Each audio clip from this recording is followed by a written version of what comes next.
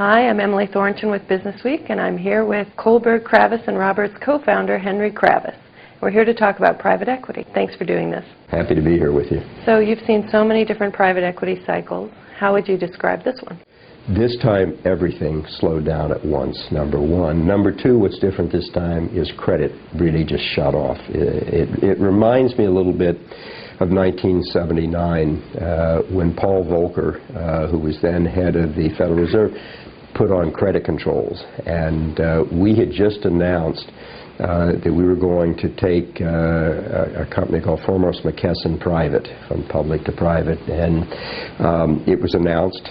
We had a signed agreement subject to financing, and he came out and said no more non-purpose lending, which meant acquisition funding was gone. And so this reminds me of that. Totally different. There was inflation at that time, different reasons for it. He was trying to break the back of inflation. This one is because the bubble burst. And as a result, literally all credit, in this case, just literally stopped. So it wasn't a question of could you buy anything if you could get financing. You could not get financing this time. It really shut down. So going forward, is the main challenge still getting capital in your view, or? Yes and no. The market is opening up. We've had a number of banks come to us on some specific financing where there's a company we'd like to buy, and they said, yes, we can help you. We're prepared to do it. It's just different this time. So what will happen this time is the financing will be much less leveraged. Much more equity will go into a particular capital structure. You may have today a structure where you have one part equity and one part debt, and then that may translate into 4 to 5 times debt, total debt to EBITDA, whereas before you might be up in the 7 or 8 times, again depending upon the industry, debt to EBITDA.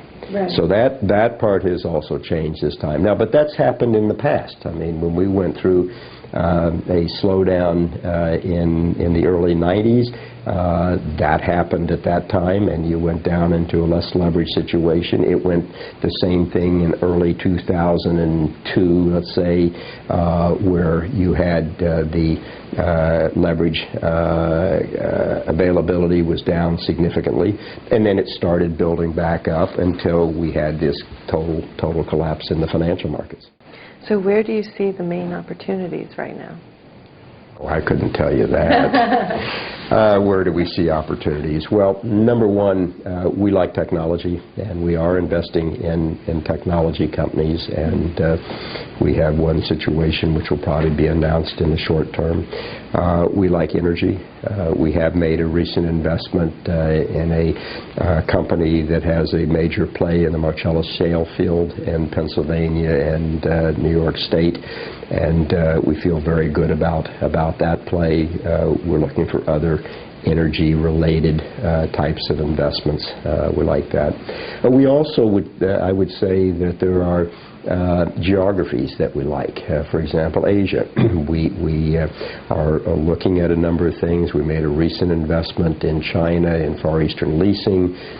We're looking in India and are quite active there as well. So it depends on geography for us. It depends on certain industries that we like.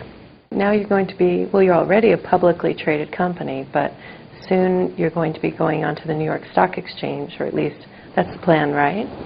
Well, that's a plan, either New York Stock Exchange or NASDAQ, but we'll be listed in the States, we hope, at some point next year once we make the appropriate filing. Why be public? How does it help you seize these opportunities? The reason that we think having capital and having permanent capital is really important, and that's what this did. This was a very interesting backdoor merger where KKR merged into one of our companies called KTE that was basically at net asset value about $3 billion of our own investments. So what it did was it now makes us by far the largest investor in our own companies, much larger than any of our limited partners. We'll have, at the time the deal was done, about $4.5 billion that we will have personally, because KKR was a partnership, invested in our own transactions, number one, own companies. So besides the fact we'll have permanent capital, secondly, we now have an ability to attract and retain people even better than we did before.